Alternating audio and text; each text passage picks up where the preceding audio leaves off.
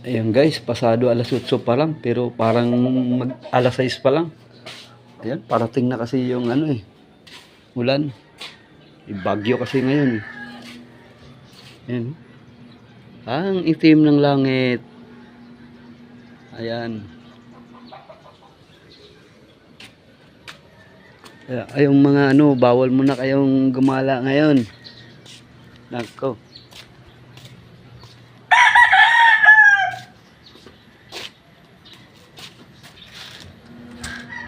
Lalakad-lakad sana ako kaso muna naambo na.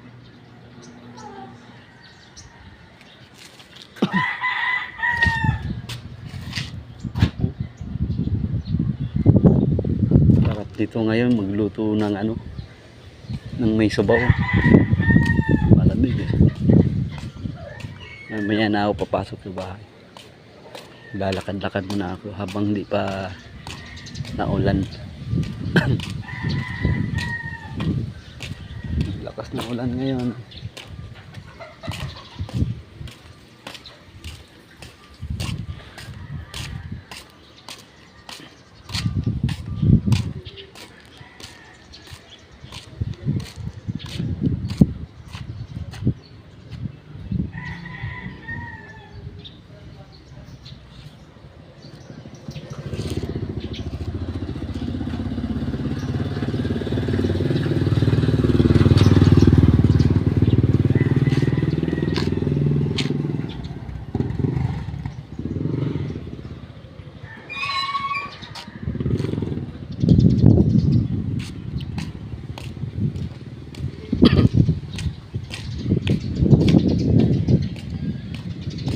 Lamig ng hangin. Sarap ng hangin. Lakas na ng hangin. Kaya pag lumakas ng ulan, tatakbo na ako. Lapit ang bahay ko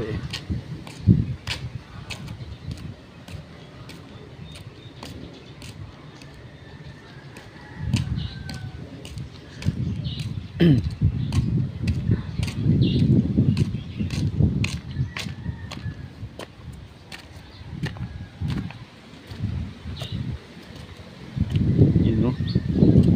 oh, sarap ng hangin.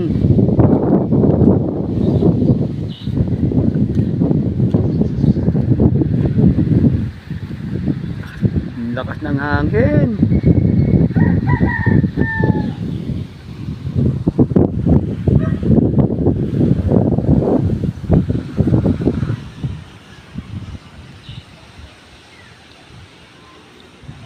Sarap magpahangin. Grabe guys, ang sarap dito.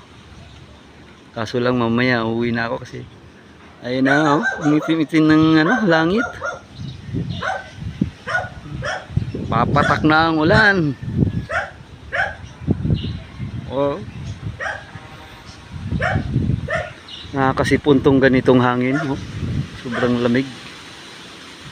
Para akong nasa Baguio.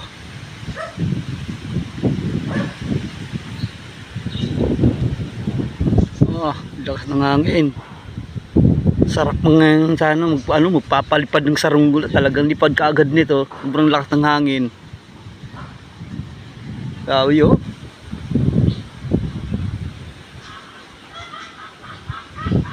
Ang sarap dito guys pag tuwing umaga dadala ka ng kape.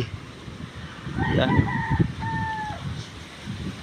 Yan sa babang yan. Diyan ako nangunguha ng may ulam, kumpleto dyan, may saging, paya, yan, ang dami tanim dyan. Doon may kamuksing kahoy, kumpleto dyan pag wala akong ulam, pupunta lang ako dyan sa baba. Ang dami yung makikitang pwedeng mailuto. Dito kasi sa bukirin na to walang may-ari. Ang may-ari nito yung subdivision, pero malapit na rin tong gawin.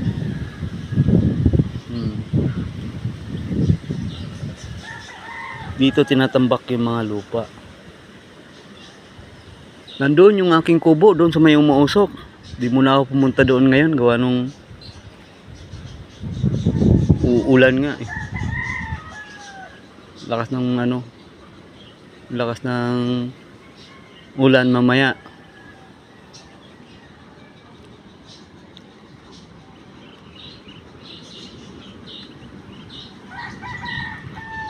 Ayan na, parating na ang ulan. Uuwi na ako.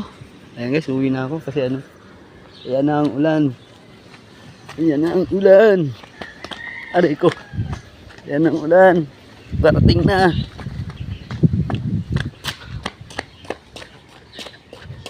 Parating na ang ulan.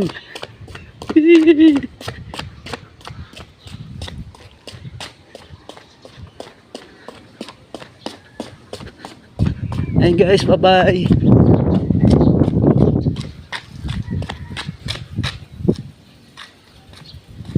Bye-bye.